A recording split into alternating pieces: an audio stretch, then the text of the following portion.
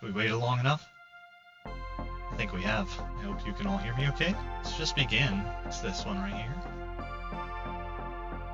Get a little bit of the hair, maybe a little bit more. You got a little bit of some ear. Should I just jump out? Should I just jump out and jump scare you all? Should I just do it? Ah!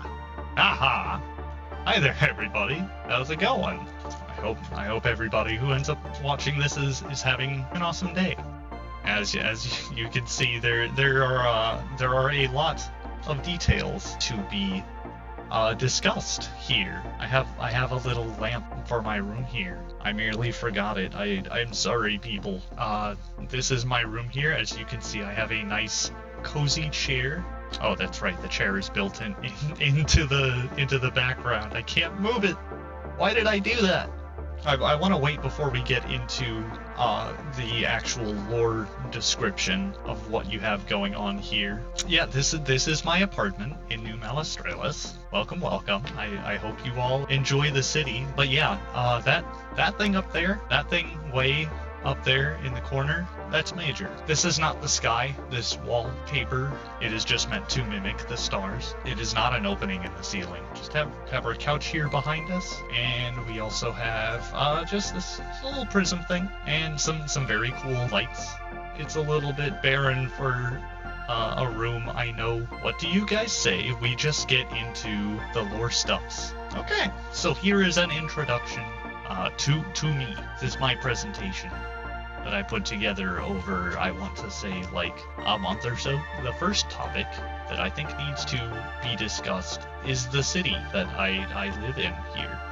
The original naming, the Las Estrellas, the people renamed it because it became bad. It was founded by a guild of ritual combatants, philosophers, scientists, and religious scholars who united to drive an evil eldritch entity back to the other side of this wound. Nothing has since poured through it except for a kind of chaotic energy, but we will talk about that a little bit in the next slide. It's a retrofuturistic dreamscape, though. Think about, your average cyberpunk city, like Night City, or I guess, I think it's just Tokyo in Goku Midnight Eye, one of the greatest anime movies ever. Very cyberpunk, hybrid future tech with retro style. People have smartphones, but it's more like brick and flip phones. Shout out to phone companies out on the market right now who are actually making stuff like that. Yeah, it's all super colorful, like translucent plastics. We have cybernetic upgrades, and all of the clothes either look like all of the like 100% black leather that they were wearing in like the 90s, or all of the like vibrant pastel and like crazy colored stuff that you had around like the 80s. It's fantastic. What more could you want, honestly? You have it a little bit in the entertainment aspect too.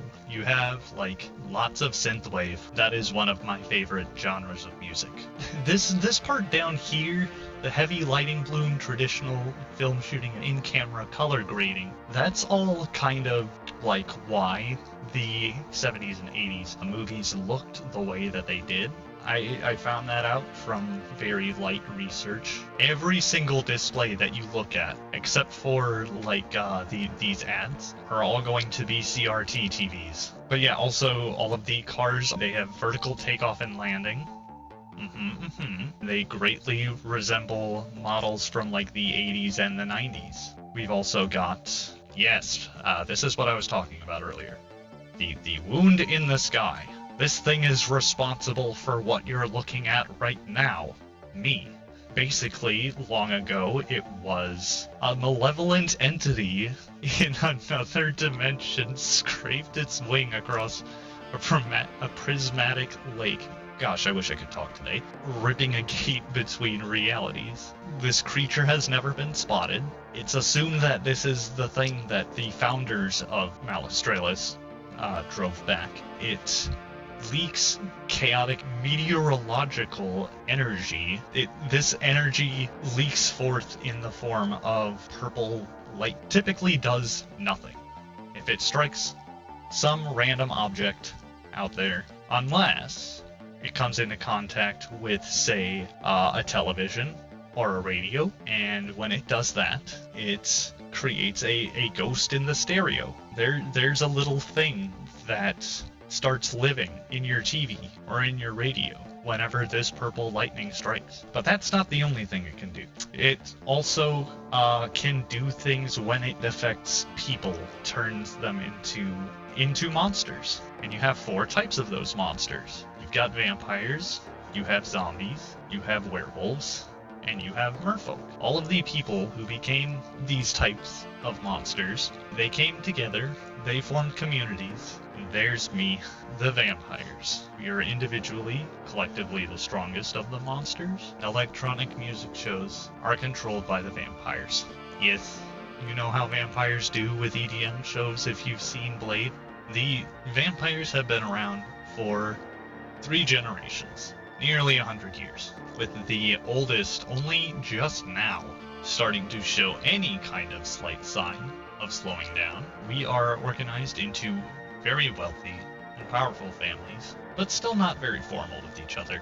It's not very civilized. So I guess let's just talk a little bit more about our powers. Bram Stoker's sunlight rules, except just a little bit harsher. We lose our powers, we become a little bit weak. Essentially just a weak human in the sunlight.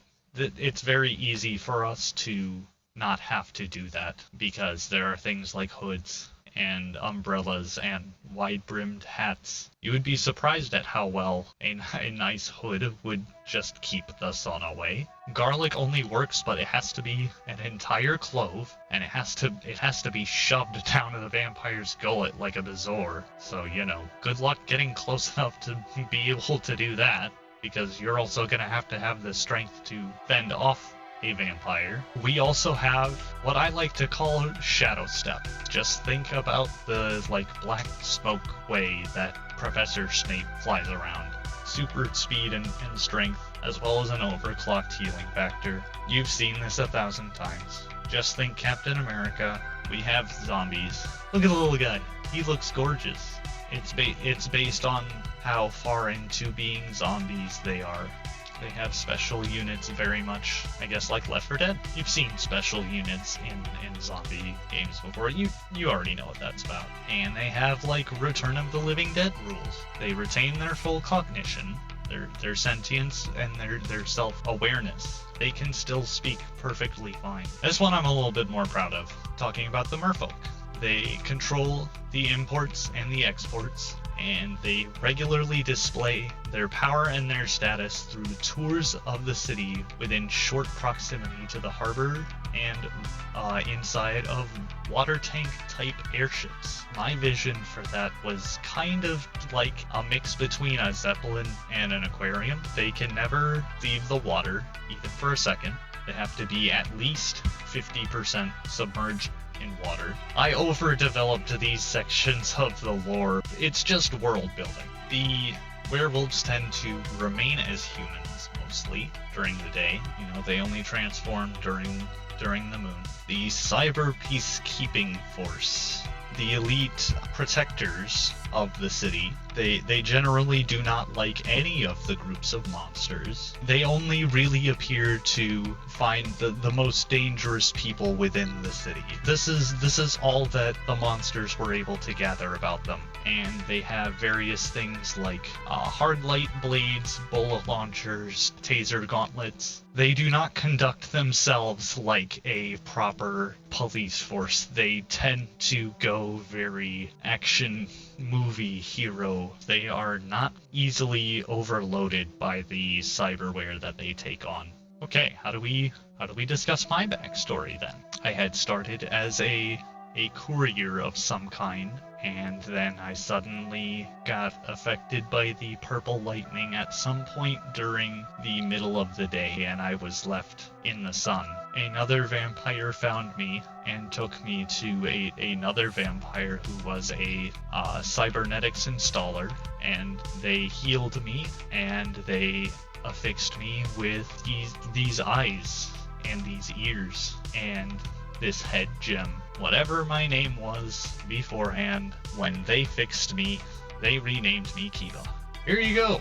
For all of you online who were wanting to see a reference sheet, this is the direct explanations for each of my particular cyberware, specifically in universe. All of these things were not my creation by design. These are assets that I had bought. My eyes can see everything. They have night vision, thermal, white hot, and black hot capabilities, color spectrum heat detection, echolocation, but there are also my ears. They can pick up more than just the normal human ear. Then the head gem is basically just the indication of a computer connected to my brain. This barcode on my cheek, that's not just any barcode. The Ripper docs of Malastrelis City use it to make a safer means of installing and managing cyberware. That is my channel mascot. His name is Benny, and he is a drone, and they have a lot of cool technology in them. Going to be seeing here is a lot of this kind of stuff, just video game playthroughs, hobby content, Gundam kits, Legos, both board and card games.